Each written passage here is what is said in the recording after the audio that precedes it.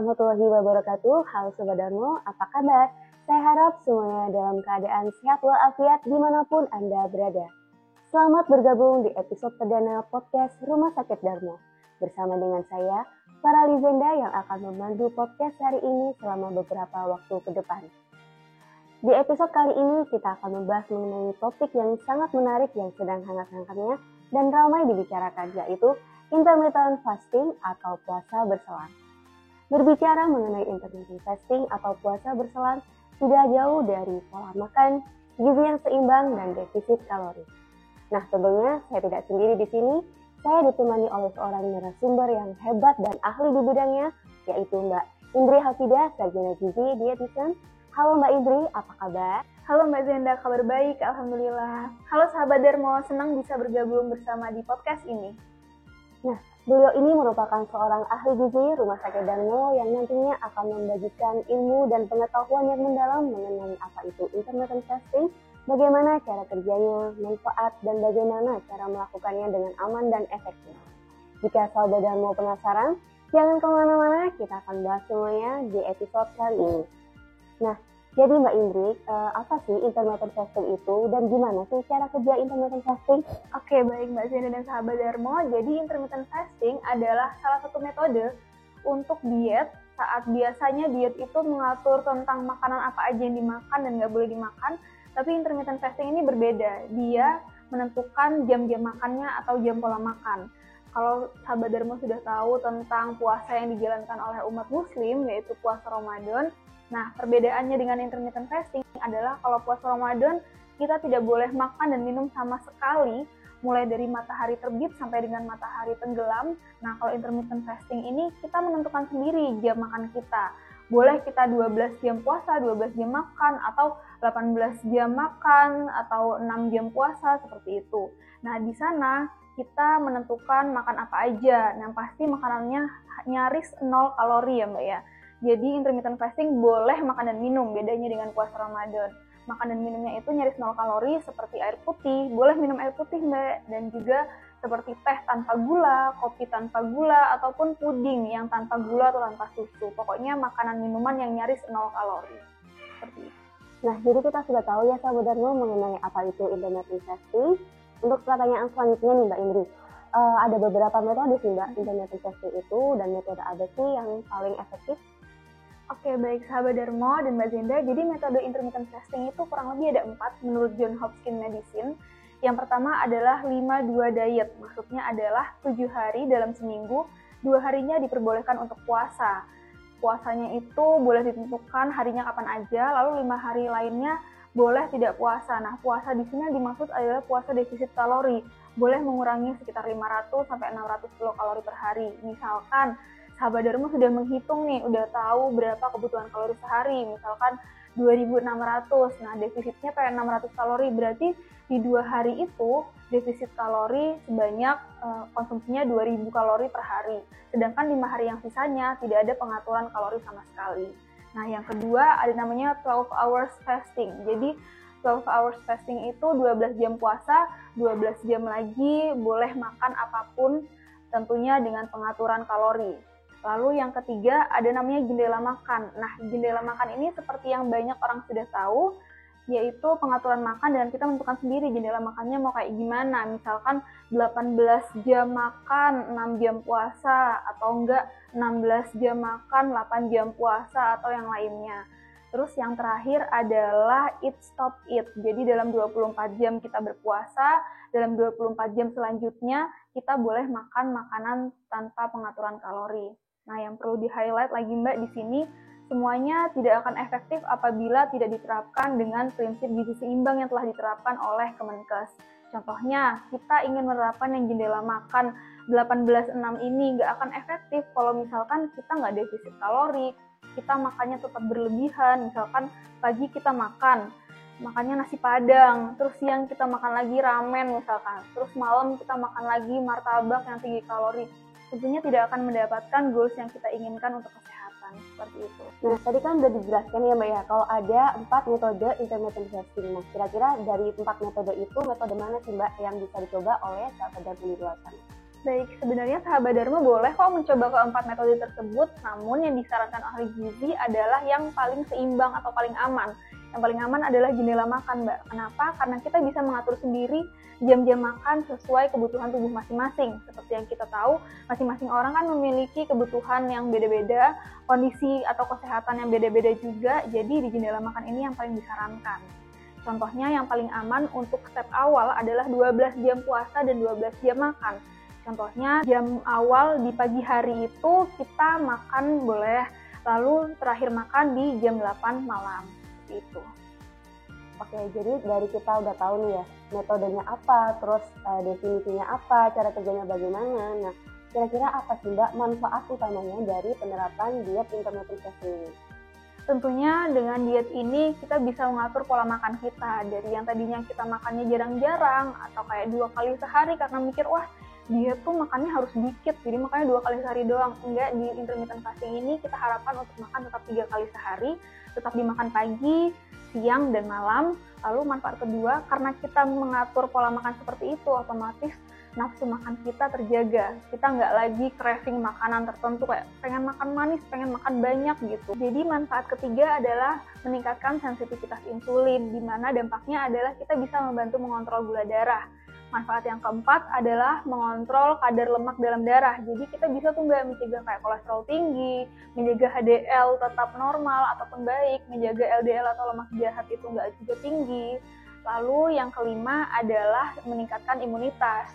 Dan yang terakhir adalah menjaga kesehatan jantung, seperti itu Mbak. Wah, sangat menarik sekali ya, banyak banget ya manfaatnya yang bisa kita dapatkan dari diet intermittent fasting ini. Nah, apakah ada risiko atau efek samping yang perlu diperhatikan ketika melakukan diet intermittent fasting ini, Mbak? Baik, Mbak Zenda, jadi resikonya adalah jika kita menerapkan intermittent fasting dengan jendela yang sangat singkat. Misalkan kita hanya 4 jam makan, jadi otomatis makannya 1 kali sehari. Dan juga defisit kalorinya berlebih dalam artian lebih dari 1000 kilokalori per hari.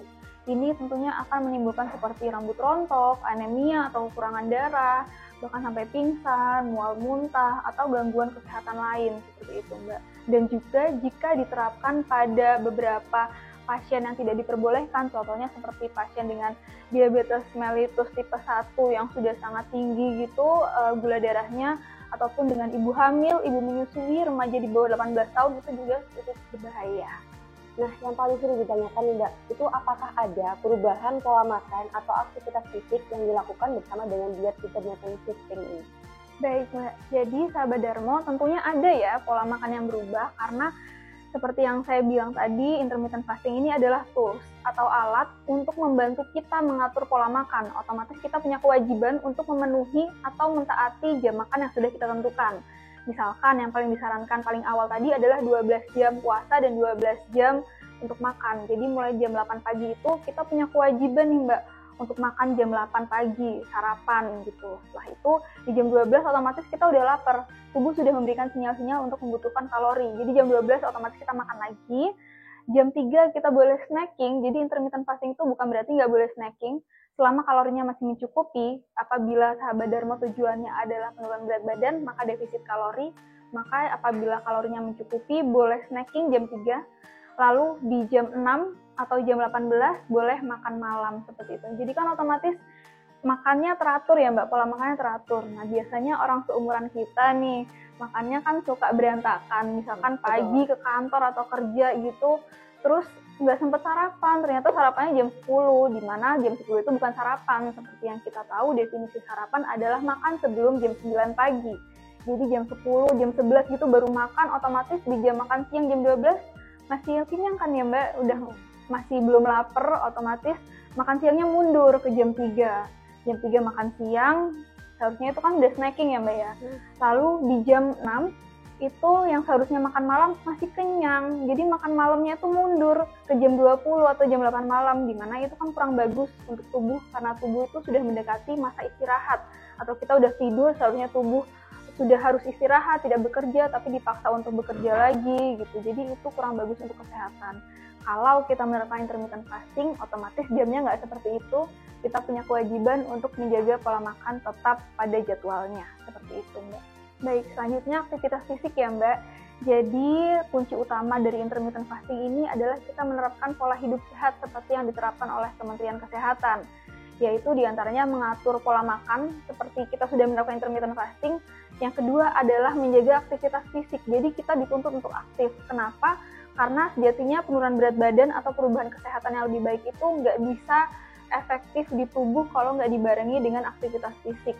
Aktivitas fisik ini minimal 150 menit per minggu. Aktivitas fisik ini nggak harus olahraga atau nge-gym ya Mbak. Jadi boleh melakukan aktivitas fisik lain, misalnya kayak bersih-bersih rumah, ibu-ibu yang biasa di rumah nih bersih-bersih, ngepel, nyapu, itu boleh dihitung sebagai aktivitas fisik.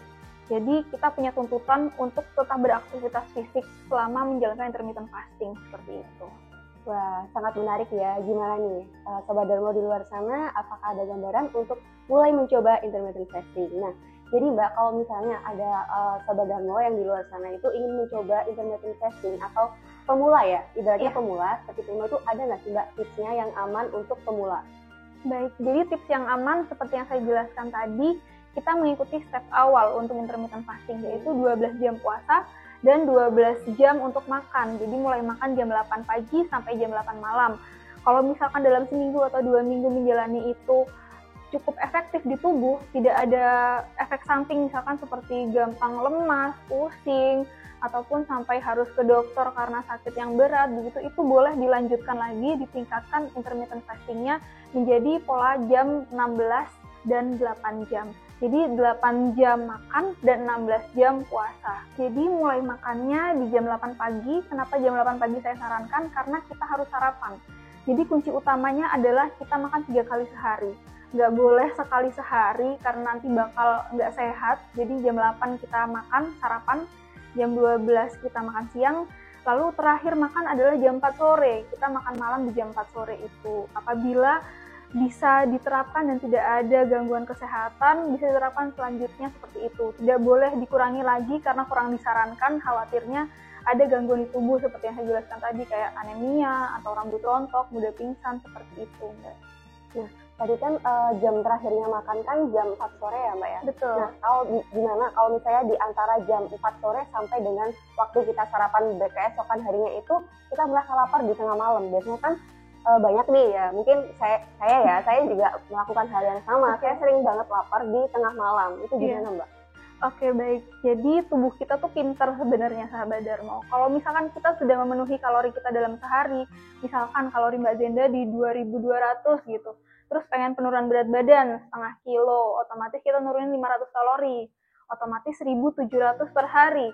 Apabila sahabat Darmo atau Mbak Zenda tracking kebutuhan kalori dalam sehari, asupannya itu sudah memenuhi 1700, terakhir makan jam 4 sore, tapi ternyata lapar nih di jam 8 malam, itu sebenarnya bisa jadi sinyal yang salah dikirimkan ke otak. Jadi sebenarnya tubuh kita tuh kekurangan cairan atau dehidrasi, tapi tubuh mengirimkan sinyal ke otaknya itu lapar. Jadi kita mikirnya, wah kita lapar nih, padahal sebenarnya kita kekurangan cairan. Jadi solusinya adalah minum yang cukup. Diingat-ingat hari itu sudah minum berapa banyak. Apabila minumnya kurang, boleh minum lagi minimal 2,5 liter per hari ya Mbak ya. Nah, jadi jangan ada lagi alasan, aduh tengah malam itu lapar. Nah, itu bisa jadi tubuh kalian kekurangan cairan, seperti yang dijelaskan oleh Mbak Indri. Nah, kira-kira apa ada sih Mbak kayak mitos-mitos yang sering banget ditanyakan ke ahli gizi terkait diet IF ini? Baik, jadi banyak ya tentunya. Yang sudah saya rangkum ini ada 3. Yang pertama, diet IF doang bisa nurunin berat badan, itu mitos. Jadi IF itu sekali lagi hanya tools untuk kita mengatur pola makan kita. Tentunya yang bisa menurunkan berat badan kita adalah defisit kalori dan juga aktivitas fisik. Dan jangan lupa seperti yang saya jelaskan tadi, minumnya tetap 2,5 liter per hari. Lalu yang kedua adalah, aku cuma makan 1 jam dalam sehari, bisa kok turun berat badan? Iya, betul, bisa turun berat badan. Namun diikuti dengan berbagai masalah kesehatan lain. Misalkan itu diterapkan dalam jangka waktu panjang, 1 bulan atau 2 bulan gitu, benar sih turun berat badan, tapi turunnya drastis.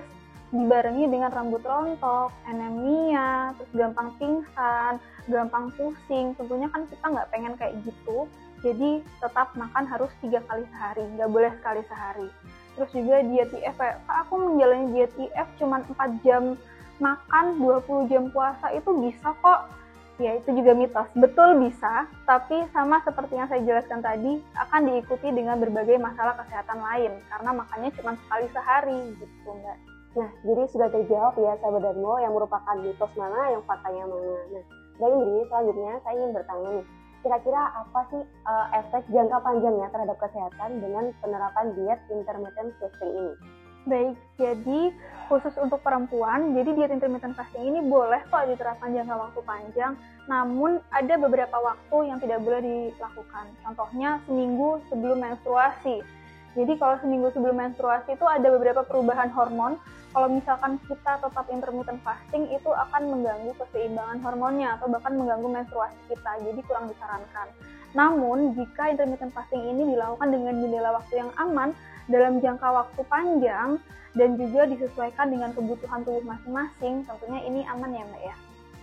Oke, jadi aman ya teman-teman, dan juga perlu diperhatikan lagi seperti daripada Mbak Indri, kalau ada waktu-waktu yang mungkin kurang disarankan.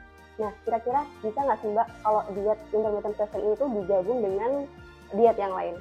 Oke, tentunya boleh ya. Jadi intermittent fasting ini hanyalah tools untuk mengatur pola makan. Kita boleh menerapkan diet apapun, maksudnya diet misalkan mau menurunkan berat badan otomatis harus defisit kalori. Misalkan pasien dengan jantung boleh dengan diet rendah lemak seperti itu, atau dengan misalkan lagi diare boleh diet dengan rendah serat, ataupun DASH diet atau diet Mediterranean seperti itu Mbak. Jadi disesuaikan dengan kondisi tubuh masing-masing. Tentunya ditentukan setelah konsultasi dengan dokter ataupun ahli gizi seperti itu. Nah, karena kan tadi kan kita sudah banyak banget nih membahas tentang intermittent fasting. Nah, kira-kira itu gimana sih Mbak cara menyesuaikan dengan jadwal? Kan biasanya kan orang-orang itu bekerja ya kan. Gimana sih cara menyesuaikan jadwal kita yang padat dengan kalau kita ingin menerapkan intermittent fasting tadi? Baik, jadi jadwalnya adalah komitmen. Kita komitmen dulu, niat dulu nih Mbak, kalau kita mau intermittent fasting dengan 3 kali makan sehari. Jadi misalkan mau berangkat ke kantor nih, kita yang seumuran kita nih ya Mbak, jadi mau berangkat ke kantor, kita boleh beli makan dulu atau bawa makan dari rumah. Paling aman sih bawa makan dari rumah ya Mbak ya, karena Ya, kita betul. bisa ngatur kalorinya, kita bisa menghindari makanan yang tinggi lemak gitu. Terus makan siang kita boleh beli, terus makan malam juga kita bisa beli ataupun menyiapkan dari rumah. Nah yang paling simpel adalah namanya meal prep Mbak, salah satu triknya. Apa itu Mbak meal prep? Jadi itu adalah meal preparation, jadi kita sudah cara yang memudahkan kita untuk masak makanan di rumah. Jadi misalkan kita mau salad nih pagi-pagi atau enggak dalam seminggu itu pengen makan salad. Nah, disiapkan dulu Mbak, hari Minggunya tuh disiapkan, makanannya ditaruh di toples gitu, masukin kulkas, terus nanti tiap mau berangkat kerja tinggal diambil aja, nggak perlu repot-repot atau bahkan boros pesan makanan gitu. Itu lebih memudahkan jika ingin masak seperti itu. Nah, bagi sahabat Darmo yang sedang bekerja atau memiliki jadwal yang padat, gak ada alasan lagi untuk skip sarapan ya, karena itu sangat tidak dianjurkan. Kita bisa menerapkan trik yang telah dibagikan oleh ahli gizi. Nah, karena kita sudah di penghujung acara podcast hari ini, jadi apakah ada saran dari Mbak Indri sebagai ahli gizi terkait dengan diet intermittent fasting ini?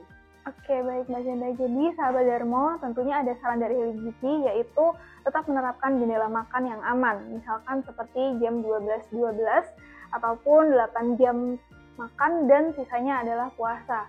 Tentunya ini dibarengi dengan diet sesuai dengan kondisi tubuh masing-masing dari setiap orang.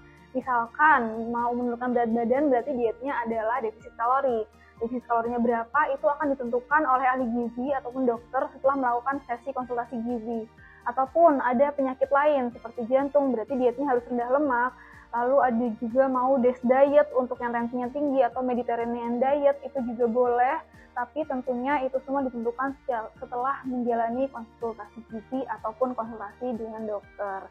Jadi jika teman-teman menjalani konsultasi gizi di Rumah Sakit Darmo ini, teman-teman akan mendapatkan meal plan ataupun rencana makan yang tentunya ini sangat membantu ya Mbak ya. Jadi rencana makan kalau misalkan bingung nih pagi mau makan apa yang sesuai dengan kalorinya, kita sudah menyiapkan menu makanan apa yang cocok. Untuk sahabat Darmo yang masih memiliki pertanyaan atau ingin berkonsultasi lebih lanjut mengenai intermittent fasting atau masalah gizi lainnya, bisa menghubungi kami di nomor WhatsApp Poli Gizi di 0813 3131 6799 atau di nomor WhatsApp Poliklinik Rumah Sakit Darmo yang tertera di bawah sini. Terima kasih telah menyaksikan episode perdana podcast Rumah Sakit Darmo. Jangan lupa like, komen, dan subscribe channel YouTube kami untuk menantikan episode-episode selanjutnya dengan topik yang gak kalah seru dan menarik tentunya. Sampai jumpa. Salam sehat.